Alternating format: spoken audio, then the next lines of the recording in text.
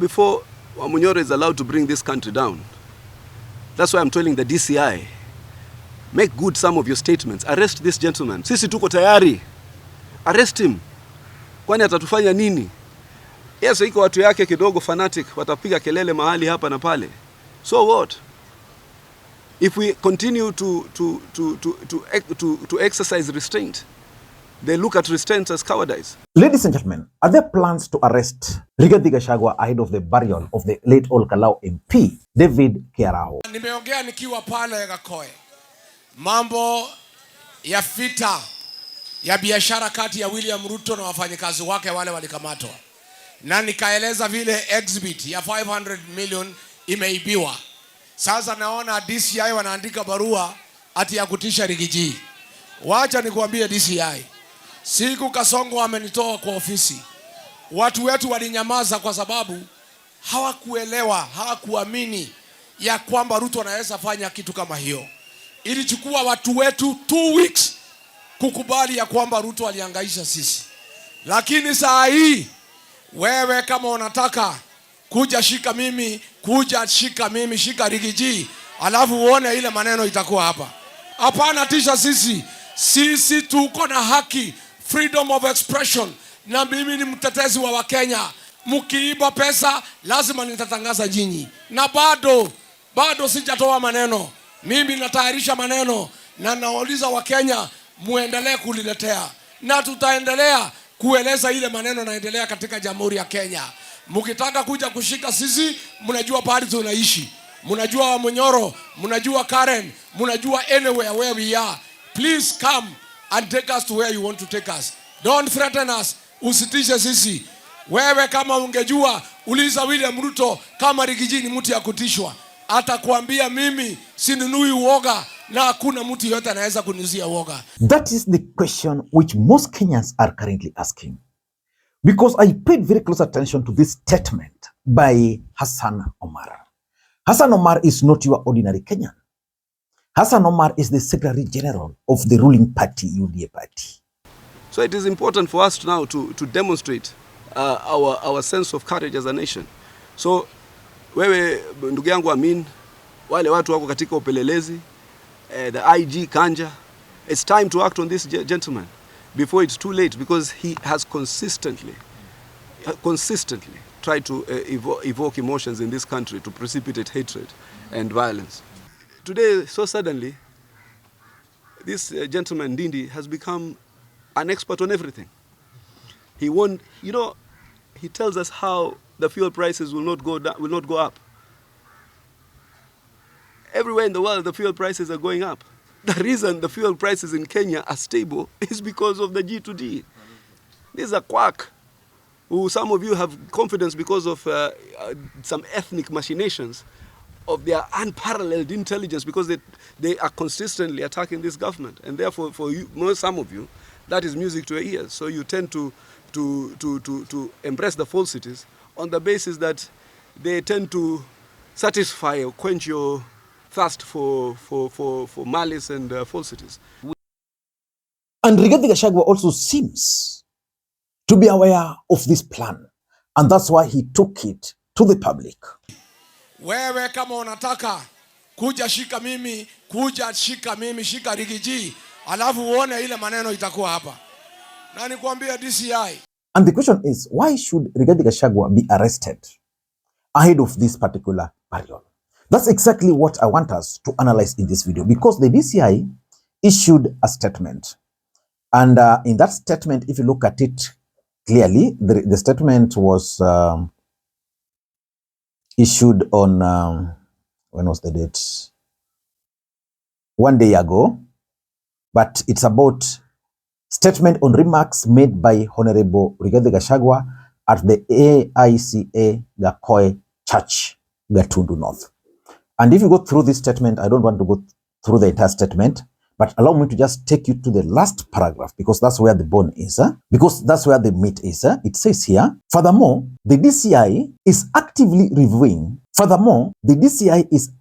reviewing the full utterances made by Honorable Rigathi Gachagua, particularly, listen to that, particularly those delivered in the Gikuyu language, We are assessing whether any of these statements may constitute offenses under the National Cohesion and Integration Act or any other relevant provisions of the Penal Code, including those relating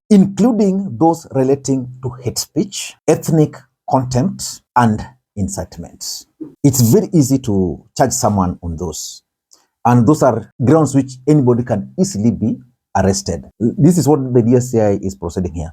The DCI will not hesitate. The DCI will not hesitate to take appropriate action where the law has been broken, irrespective of the status or position of any individual. So from this paragraph alone, it is clear that some grounds to arrest Rigathi Gachagua are being looked into. Ladies and gentlemen, why would Rigathi Gachagua be arrested ahead of the burial? Why? Because clearly Rigathi Gachagua also stated, and he dared the DCI, that you arrest me and you will know that I have some. For me, my understanding are as follows. Number one, William Ruto is supposed to attend the funeral in Ol Kalou. And Rigathi Gachagua is also planning to attend that funeral. And definitely we are going to witness a showdown. And the truth is, Rigathi Gachagua is currently the Mount Kenya kingpin. Perceptionally, or maybe it's the reality. He enjoys the support there. And Rigathi Gachagua's brand of politics is abrasive. I doubt if Rigathi Gachagua will attend that funeral and then denied the chance to speak. Of course, it can happen. He can be denied the chance to speak. But I also doubt if that will happen, because as long as the senator for Nyandarua will be there, he will be part and parcel of the program. He will definitely invite Rigathi Gachagua, his party leader, to speak during that his short window. And Rigathi Gachagua, we know his brand of politics, would definitely attack the president, and that will cause a lot of problems to the president, especially with the crowd. So I think to avoid this, and even to avoid the mobilization, the state organizing the security, organizing the goons, just to, you remember Rigathi Gachagua was once chased out of a funeral, yeah? To avoid that, you arrest him, keep him away. He's not going to be part of the program. Then the next day also, he will be taken to court. The court will say, okay, this guy, is just okay. Then he will be released. Or people will be chasing Rigathi Gachagua, the lawyers, in the corridors of courts until after the burial. So for me, I think the intention is to stop him from attending that. Number two, I also tend to think that this impending arrest is also intended to gauge the reaction of Rigathi Gachagua supporters and what Rigathi Gachagua can actually do to stop his arrest. What length? What can he do? Which kind of people will he call? The network of supporters. Because normally, for example, let me just use the example of Raila Odinga. Raila Odinga had supporters, but he also had his army. The men in black, yeah, people would simply send a message to one or two of them, and they'll be able to mobilize people to turn up. And of course, you also had the support, the MPs who are capable of mobilizing goons easily in case of such kind of a thing. So they want to know how Rigathi Gachagua supporters can actually react. And this is part of the intelligence. They want to gather the intelligence that, this guy, is it that very strong? Are there people who can really die for him in case he's arrested? And that's why if you listen to Hassan Omar, it's very clear that, he has some people here and there who will make noise. The truth is, the intention is to gauge the reaction of those supporters, and also they'll figure out what Rigathi can do and his supporters in case he is arrested. Can they storm the police station? Can they lock the roads? Can they target the government officials, for example, from the mountain? Number three, the intention, and I know this one cannot work, trying to silence Rigathi from speaking. Rigathi is losing nothing. I've advised the president and his handlers more than 1,000 times on this platform, that Rigathi is in a place where he's going to lose nothing. He's not going to run. You know, his main aim is to stop Ruto. So if you want to silence him, it will not succeed. In fact, the moment you try to silence Rigathi, that's the moment he's going to come out more to speak. This will not work on him. I'm 100% sure that if Rigathi Gachagua to get another platform today to speak, he will still speak the same thing.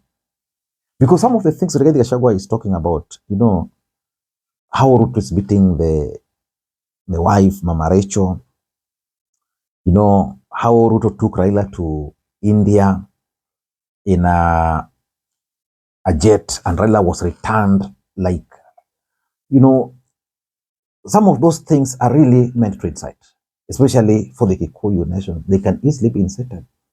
At least I know for the law they are questioning, because they know Raila, as much as he was taken to India via jet, Akiku particularly left Nairobi and went and picked his body and brought it back. Anybody, even you watching this video, if you are to die outside the country, you will be brought back in a cargo. That's why it changes from Raila Odinga to the remains of Raila Odinga, or the body of, you know, become past. Yeah, he's also saying, oh, you know, the postmortem was not conducted on Raila. Well, we know autopsy was conducted on Raila Odinga in India. Yeah, and Raila's friend Modi personally took charge of that process. Yeah, but you see, some of these things he's picking them to incite, and that's why this year are saying if they border on incitement, but silencing him will not work. Let Rigathi speak. Number 4, it could also be part of a strategy to divert the attention of the country from what is taking place, or the real issues affecting the nation. You know, there's this oil scandal. It's huge. The government would want to divert the attention of the country from that, so that they focus on Rigathi Gachagua. And I think Rigathi Gachagua is also falling for this. He's not aware that this is the intention. These guys want to divert the attention of the country so that we don't focus on the real issue of oil. Who are the beneficiaries? What Rigathi Gachagua has been telling us. They don't want people to dig further. Rigathi has told us a few things, but they don't want you to dig further. So you arrest him. So instead of digging further, you'll be following his arrest, how the DCI will drive him from where to where. And importantly, this is a message to his allies. Rigathi Gachagua's allies are being told that we can go for your boss. Who are you? So most of them will coil their tail. And I don't know until when. This is Makwiny. If you enjoyed the video, please let me know in the comment section. Bye-bye.